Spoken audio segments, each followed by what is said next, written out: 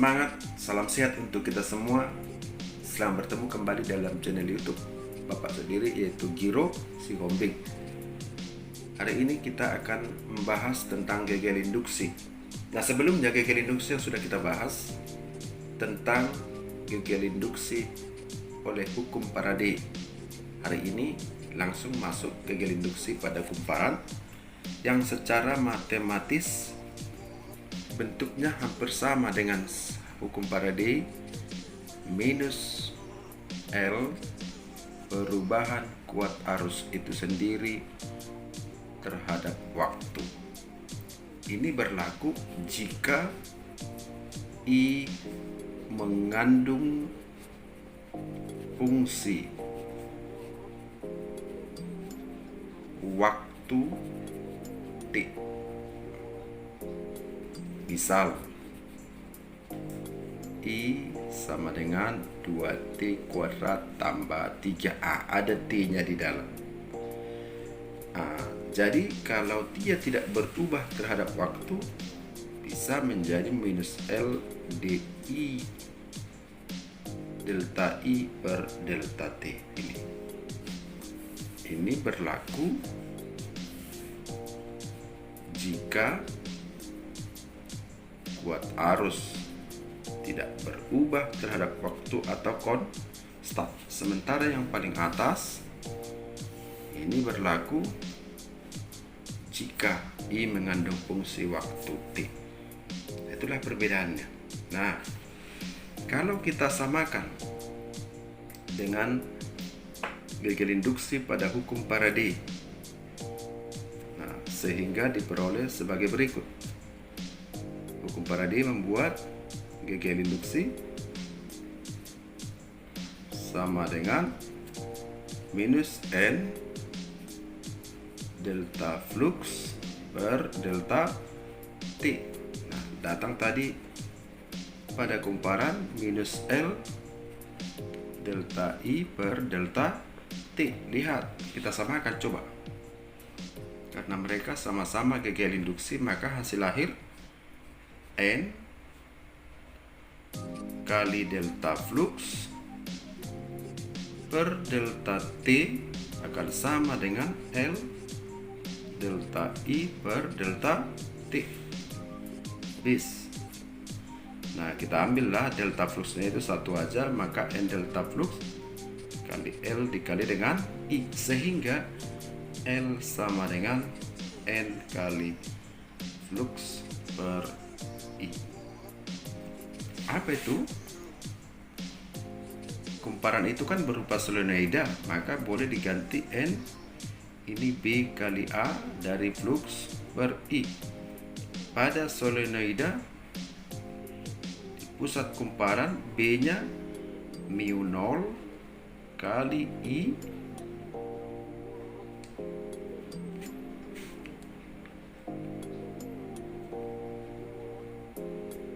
mu 0 kali I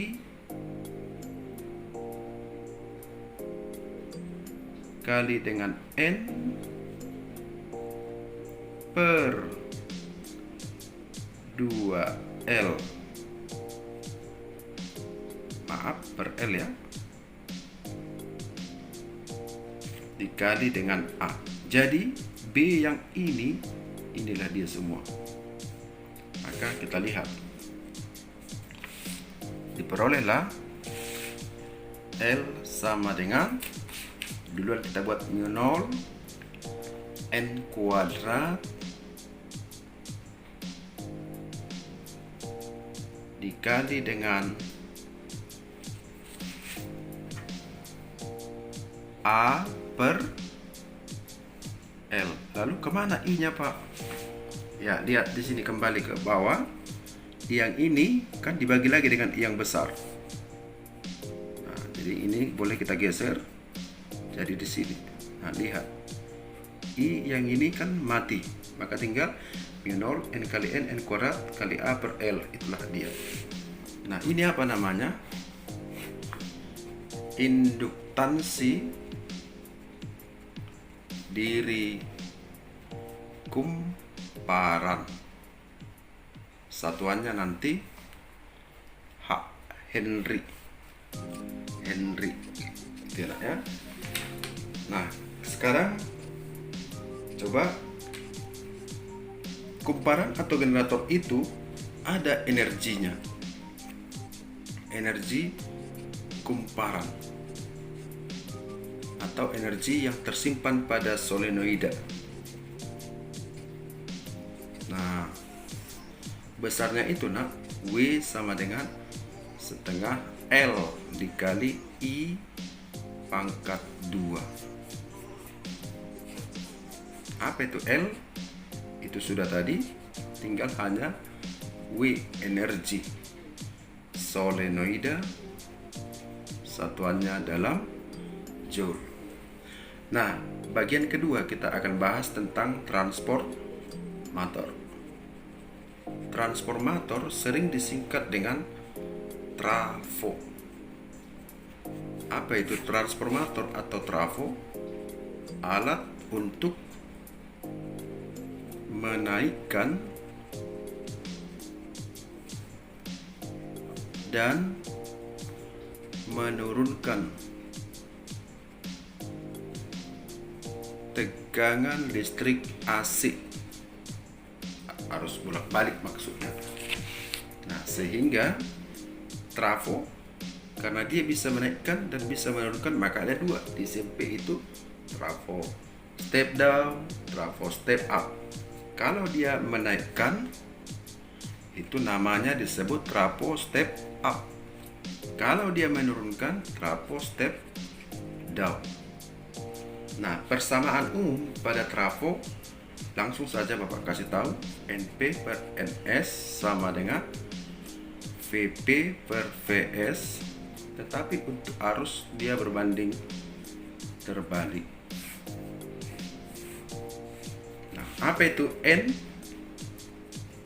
Jumlah lilitan. Apa itu I? Kuat arus. Apa itu V? Tegangan arus listrik. Berarti ini kuat arus listrik. Menjadi persoalan, ini ada NP, ada NS. Berarti kalau NP primer, kalau dia NS jumlah lilitan sekunder. IP kuat arus listrik primer. IS kuat arus listrik sekunder. VS tegangan arus listrik sekunder. VP tegangan arus listrik primer. Ini enggak ada satuan, ini kita buat ampere, volt. Nah, kemudian dalam transformator dikenal istilah efisiensi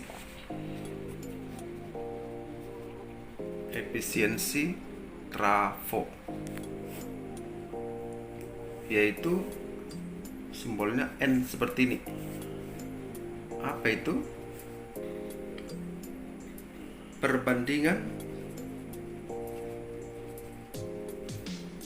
persentase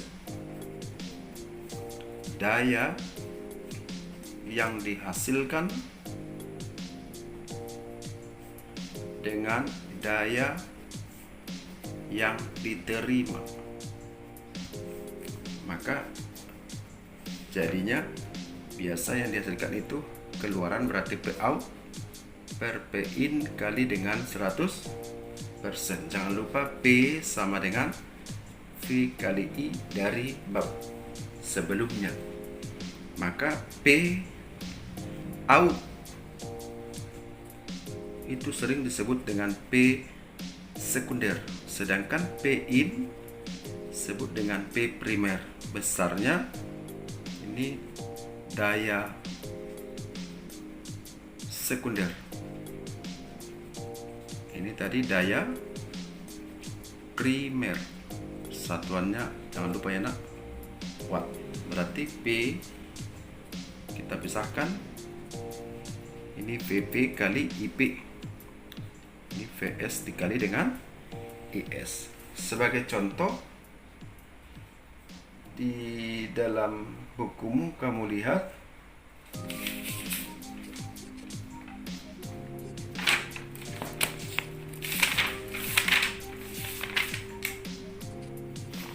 halaman 133. Coba kamu lihat nomor 14 dan nomor 15. Untuk nanti gegele pada kumparan, coba lihat nomor 13. Baik, itulah pertemuan kita hari ini. Silakan disimak videonya dengan baik. Tetap semangat, Tuhan berkati kita semuanya. Salam.